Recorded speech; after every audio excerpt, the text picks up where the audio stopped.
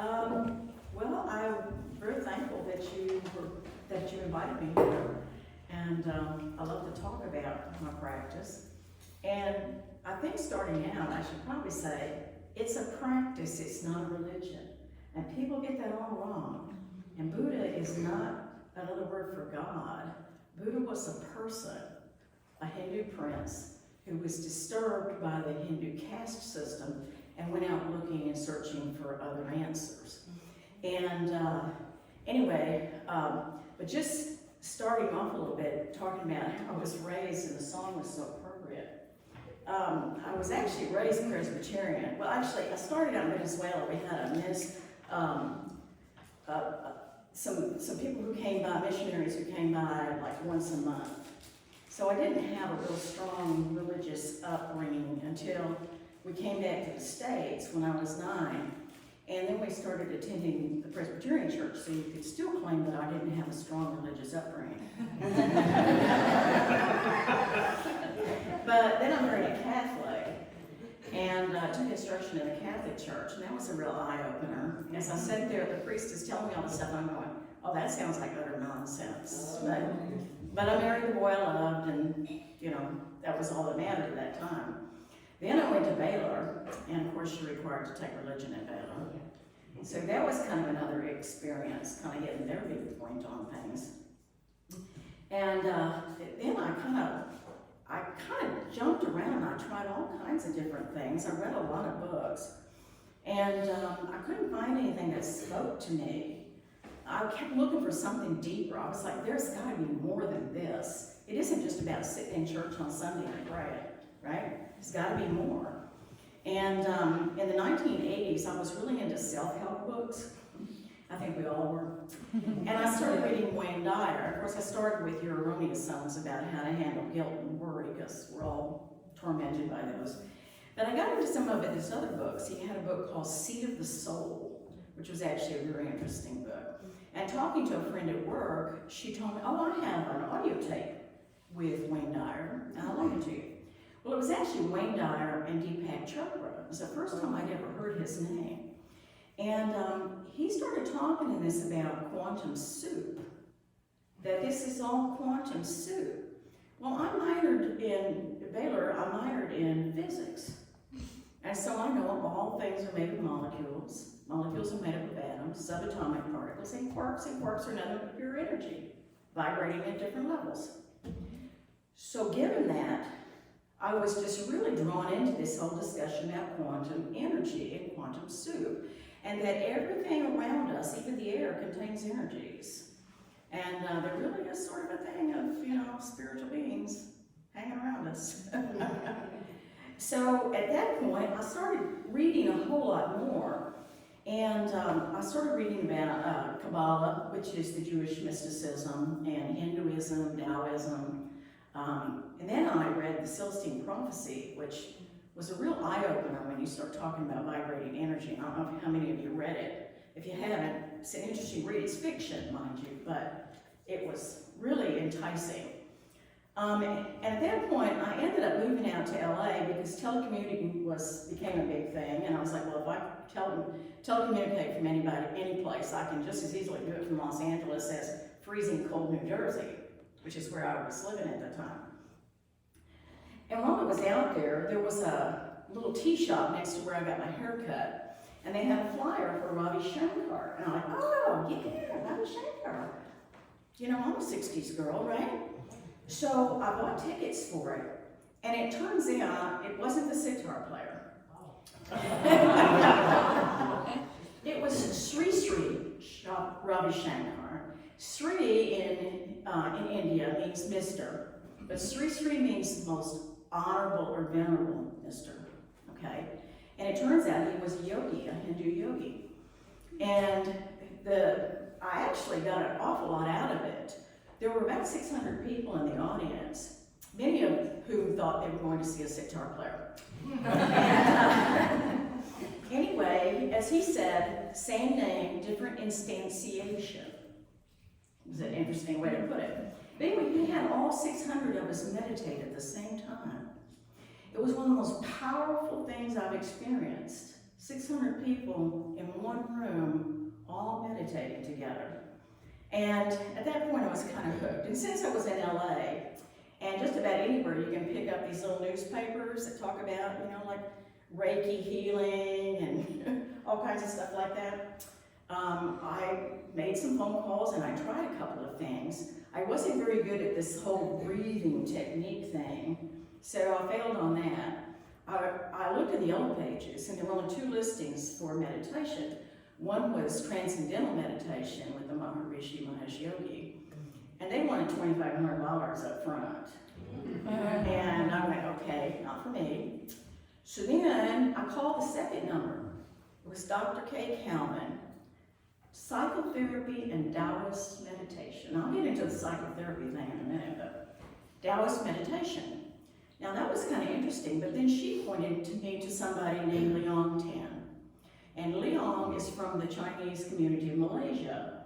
And he teaches a type of meditation called Songfat, which means energies of the heart. And basically what we end up doing is we connect to our Dangjian, which, let me stand out here, okay. Hopefully you can hear me. I played trombone in high school, so I have good, yeah. The Dantian is 1 inch below your navel, just inside. If you think about it, that makes a lot of sense, because where you connected to your mother in the womb, right there by the umbilical cord, was right about here, okay? So think about it as the seat of your soul, or as we call it, energy. Now, the other thing that we focus on is the heart chakra. And there's, I think, 7 chakras. I'm not a real chakra person, but the heart chakra, if you want to know where it's located, they talk about when you have such a trauma that it just rips your heart apart, it's like it just breaks your heart. They're not talking about this one, right? They're talking about the pain right here. And I know when I lost my mother, and this was long before I got into this practice, I do remember that the pain for my mother, and excuse me if I get clamped, it's been 33 years, but I still hurt. You feel it, you really feel it right here. It just rips your core out. That is your heart chakra, okay? That's where you really feel things. And so what we end up doing in our practice is, you focus on your Dantian, but you listen to it with your heart. And this is probably an important part of the practice, is you have to get out of your head. There's nothing about the practice that is inside your head, okay? So when people talk about clearing your thoughts, don't even think about thoughts. Don't think about clearing. Just go straight to your heart, okay? This is where you feel. This is also where we believe that you connect to the other energies in the universe, okay? So you got your own energy down here, and you got your communication channel to the rest of the universe through there. Now, just getting into a little bit of the history, I hope that, I'm sorry about these segues and you guys aren't ending up with conversation whiplash here, but my brain works in weird ways. So, okay, so getting back to the history of Buddhism, and Buddha, who sat under a Bodhi tree and found enlightenment through meditation, he went out and he started spreading the word and trying to train others through this practice. And what ended up happening was there were 2 paths, basically.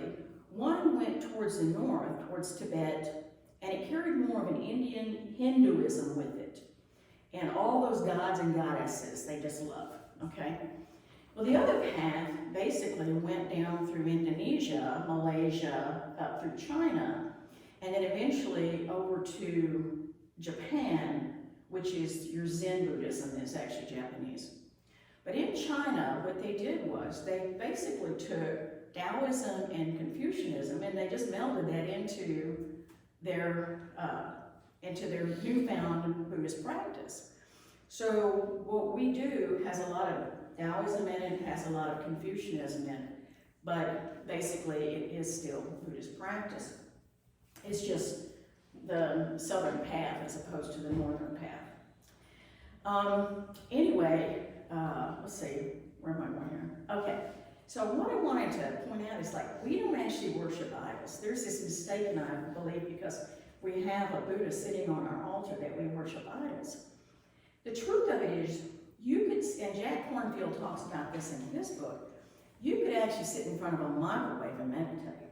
But I will guarantee you that if the last thing you see before you close your eyes is a microwave, you're going to be thinking about food. Okay? But if you're sitting in front of your altar and you're focused, the last thing you see before you close your eyes is Buddha, then what are you going to think about? You're going to think about your Buddhist practice. You're going to think about Buddha. And that's going to help to anchor you in your meditation practice. Okay? It's just sort of a logical thing. So anyway, I wanted to also say this isn't about things like astral travel, which by the way is very, very dangerous. Don't ever try to do it, okay? Traveling outside of your body is a whole lot easier than finding your way back, and you'll end up schizophrenic. And I know there are a lot of people who like to fool around with mysticism and they end up like all messed up. But our practice is actually about bringing yourself back to your center and finding your core. And this is how it's like trying to center yourself and calm yourself, be yourself and find yourself and listen to your own intuition. Prayer is talking to God and telling him what you want, okay? Meditation is listening to yourself and to the universe. And our meditation teacher tells us sometimes, he said, be careful what you ask for. The universe may have something better in mind. And so it's like, it isn't really about asking. You were talking about happiness. That phrase, I want happiness. Well, first you get rid of I, because this isn't about your ego. Then you get rid of want, because you've got everything you need. And then what are you left with? You're left with happiness. Be happy with what you have. Because a lot of us have a whole lot more than we think we do. But anyway, so when I talk about the word soul, the soul really is the energies within. And Deepak talked about it in one of his books about the silence between the thoughts. And that really got to me. He says, what is actually making your heart beat? What is making your lungs breathe? You don't even think about it. It just happens. It's the energies within. And that gets back to that whole vibrating quark thing, okay? Is that there is something that is controlling your body that you don't even have to think about with your brain. And I was going somewhere and I forgot about it. But anyway, I'll come back to it. It always comes back. But like I said, the idea here is connect to yourself and listen to your own intuition, because you're receiving signals all the time that help you and guide you, whether it's from your ancestors. And in Chinese practice, there's an awful lot of dependence on your ancestors, because they're out there. That's the belief system. They're out there and they're guiding you and they're telling you what to do. But also, I think sometimes even in our own minds, we do know what's best for us, okay? And we don't listen to our intuition very much. We want to do things like draw a line down a page and put pros and cons and things like that. The truth is that you already know pros and cons. So one of the things we were talking about, when I was talking about to Judy, about things that I get out of the practice. One of them is being able to make decisions. Now, so I'm going to give you a little bit of an example here. And anybody can do this. You don't have to be a Buddhist, okay? You just need to connect to yourself and be more aware of yourself. So if you've got a heavy decision to make, you put one of the options in this hand. Put it in front of your heart chakra. Close your eyes. Feel it. Is it heavy? Is it light? Okay? Take the other option. Put it in front of your heart chakra. Do the same thing. Can you feel how heavy it is or how light it is? And you'd be amazed. Your inner self will tell you the right answer for you. Okay? I'm just saying, give it a try. It's worth it. Also, one of the other things I get out of it is like, sometimes we get scattered, and we even talk about being scattered. Well, that's our energy. It's like all over the place. It does get scattered. And basically what this practice talks about doing is bring that energy back in, focus it, line it up, okay? And you'll be amazed how much calmer you'll feel. Just sort of a calm just comes down over you. And I did this on the plane coming back from Hawaii on about that 5th hour in the air when I was tapping my foot and shaking my knee, going, when is this flight gonna land? And I was like, calm down, calm down. So I just sat right there on the plane and I went through the process. And I was able to calm myself down and make it through that last hour. And it increases my patience with things. Sometimes people say, wow, you're just really patient. And I'm like, well, it's a practice. You have to practice at it. But if you can do that, you can just kind of bring yourself back to the center. Calm yourself down. Know that the universe will have good outcomes for you. And I think that's, a lot of times people don't trust that. The universe does have good outcomes for you. Then also, talking about my therapist who practiced psychotherapy and Taoist meditation, I asked her once why the two together, and she says, well, because when you meditate, she said, every trauma that we have in our lives, we actually lock it up in ourselves, and it blocks our energy. And when you start meditating, you're going to start opening up some of those blockages, and some of that stuff's going to come back, and you need to deal with it. You can't just stuff it back down again. I mean, we mess ourselves up, quite frankly, by we just keep stuffing, right? That's what we do, we're humans. But anyway, so that's something I've had to deal with, is some of my past traumas, and it certainly helped to have somebody to talk to. I had 8 years of therapy, and I was just lucky that I could do it, because we're all messed up. Everyone is messed up, okay? The other thing is, I want to talk about negative energy. When you're around people that are putting out negative energy all the time, don't you really start feeling bad? It's because there's really something to it. When they send out that negative energy, they're sending out vibrations, and you're picking up on them, and it's making you feel bad. And I would actually recommend that you put some distance between yourself and those people, because those vibrations are actually very, very real. And one of the things that we were taught, again, going back to the meditation practice, if you're with somebody and they're putting out a lot of negative energy, what you can do is align yourself, okay, and then be love. Just be love. And a teacher taught us this, and it was amazing to me. It's like, they can't get through that. They just can't get through it. Because love is actually so powerful. And I don't think people realize how powerful love is. I mean, to me, it's like that saying, God is love. Oh, it's just like, whatever, the universe is love. And that's what we're meant to be. We're meant to be love. We're meant to feel love, and we're meant to teach love. Then the other thing, the last thing I guess, is we have a lot of focus on passing over in reincarnation. And reincarnation is actually a choice. But the idea is that if you keep coming back, you can just become a better and better and better person, energy, whatever. And so in our practice, that's actually our goal, is to turn around and come back. Now, I don't know whether you've heard the Dalai Lama has said he's not going to come back again. But that's actually a decision that he's made because he really believes that the Chinese government will go in and try to convince Tibetans and other Chinese. They'll find a little kid, they'll brainwash it, and then convince everybody that's the new Dalai Lama. And so he's made the decision, I'm not coming back. And it's a loss to all of us, unfortunately, because the man does just exude loving energy.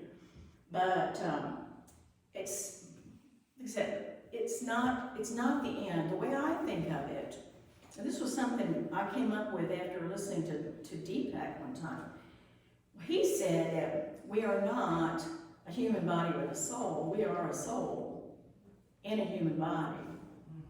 So I think of it as a snake skin.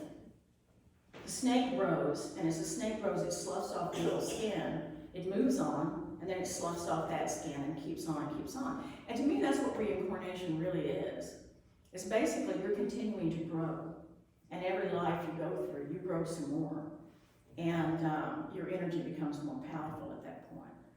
Babies are born with very little energy. And as they grow and mature, some will actually grow their energy. If you get into a practice like this, you really do grow your energy quite a bit.